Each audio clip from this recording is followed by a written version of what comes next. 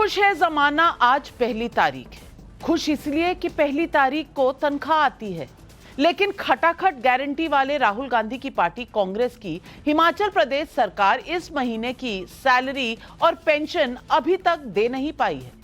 हिमाचल में ऐसा पहली बार हुआ है कि सरकारी कर्मचारियों की सैलरी और पेंशन अटक गई है। पैसा नहीं है। खटाखट खटाखट करते करते कपुट सरकार हो गई। 2022 में सरकार में आने के बाद सुक्खू सरकार ने ओल्ड पेंशन स्कीम लॉन्च की थी। आर्थिक विशेषज्ञों की चिंता के बीच खूब तालियां बटोरी थी कांग्रेस पार्टी ने, लेकिन आज 2 लाख कर्मचारियों को मासिक वेतन भी नहीं मिल पा रहा है। इसके अलावा 1.5 लाख पेंशनर्स को आज पेंशन भी नहीं मिल पाई। आप याद कीजिए, सिर्फ 3 महीने पहले देश में राहुल गांधी और राहुल की देखा देखी प्रियंका, अखिलेश, तेजस्वी सब खटाखट खटाखट कर रहे थे। हर महीने महिलाओं को खटाखट 8,500 रुपया ट्रांसफर करने का वादा हुआ था। फॉर्म भरकर गारंटी भी दी गई थी। सवाल पब्लिक का फायर राउंड का मुद्दा है। खटाखट से खटिया खड़ी, सैलरी भी नहीं मिल पा रही। क्या राहुल प्रियंका की गारंटी वाला मॉडल इतना खोखला है? लेकिन बहस शुरू करूं उससे पहले देखिए 26 मई को हिमाचल के नाहन में चुनाव की रैली में राहुल गांधी का क्या बयान था। 5 जुलाई को करोड़ों महिलाओं के बैंक अकाउंट में 8,500 रुपए आपको मिलेगा। जुलाई में 5 जुलाई, 5 अगस्त, सितंबर, अक्टूबर, नवंबर, दिसंबर, जनवरी, ठकाठक ठकाठक ठकाठक ठकाठक ठकाठक अंदर। और मैं आपको अभी बता रहा हूं, जब ये होगा, ये सारे के सारे प्रेस वाले कहेंगे कि देखो, इंडिया की सरकार गरीबों को डायरेक्ट बैंक अकाउंट में पैसा डालकर उनकी आदत बिगाड़ दी है। और मैं कहूंगा कि अगर आप लोगों ने ज्यादा बोला, हम उसको दुगना कर देंगे। तो आज इस डिबेट पर बीजेपी वर्सेस कांग्रेस, तहसीन पूनावाला वर्सेस शहजाद पूनावाला, भाई वर्सेस भाई। सवाल नंबर 1, फायर राउंड का पहला सवाल तहसीन पूनावाला जी आपसे। राहुल की गारंटी वाले खटाखट मॉडल में सैलरी देने के पैसे नहीं, कैसा वादा है ये?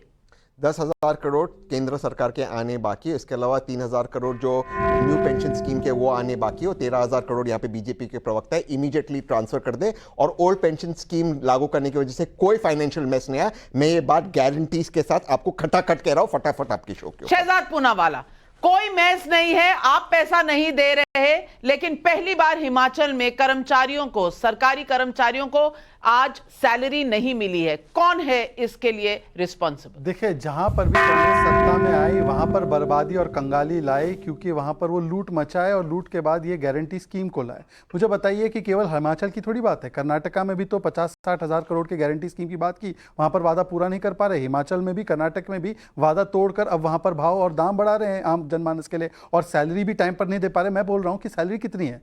सैलरी थोड़ी 10,000 करोड़ की है, सैलरी थोड़ी 3,000 करोड़ की है। आप इतना अगर हिमाचल को इतने टाइम में आपने ट्रांसफॉर्म कर दिया है, तो सैलरी देने में क्या प्रॉब्लम है? प्रॉब्लम यह है कि इन्होंने जिस प्रकार से लूटा है प्रदेश को और जिस प्रकार से वादे किए हैं, अब वो वादे पूरे करने में इनके पास पैसे ना उसके लिए बचे, ना उनके पास इन चीजों को देने के लिए बचे।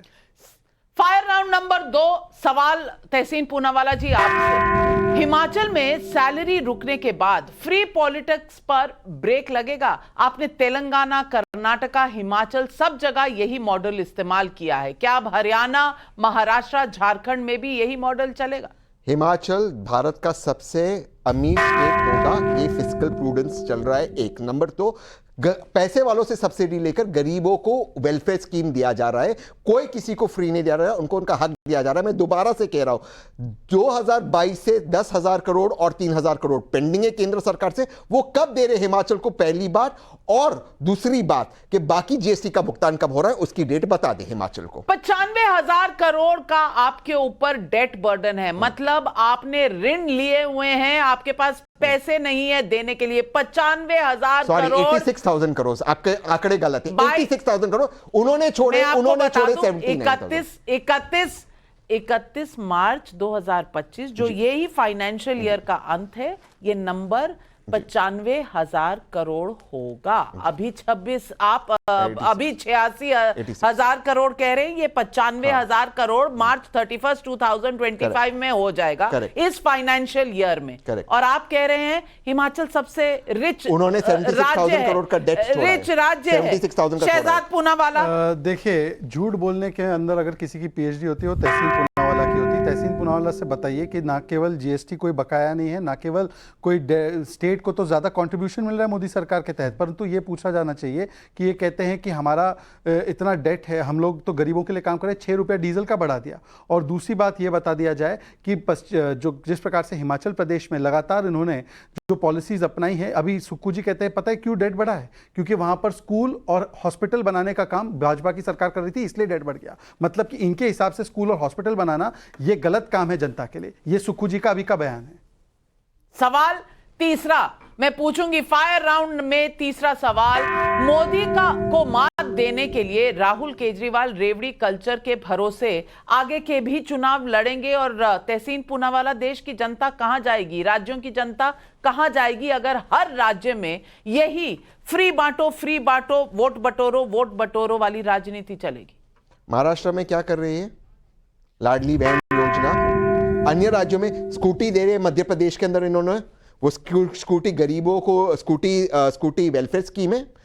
ये भाजपा करे तो चमत्कार, को और करे तो गुनेगार। ऐसा नहीं चलेगा। भाजपा ने 76,000 करोड़ का डेट छोड़ा था हिमाचल पर, और सेंटर की सरकार जो हिमाचल के साथ व्यवहार कर रही है वो गलत कर रही है।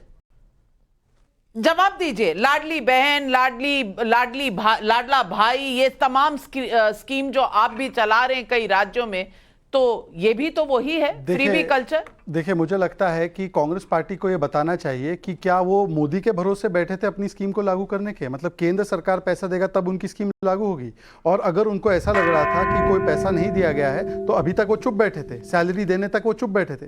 देखिए ये झूठ बोल रहे हैं। और 76,000 का करोड़ का डेब्ट जो बात कर रहे हैं, सबसे पहले इनको बताइए कि कांग्रेस पार्टी जब तक थी सरकार में तब तक उन्होंने कितना डेट किया था। उल्टा बीजेपी के जमाने में जीडीपी बड़ी थी, पर कैपिटा इनकम हिमाचल की बड़ी थी, और इन्होंने पिछले कुछ महीनों में जिस प्रकार से जीडीपी को नीचे ले जाने का काम, जिस प्रकार से डेट को बढ़ाने का काम किया है कि आज 95,000 करोड़ के आसपास डेट हो चुका है।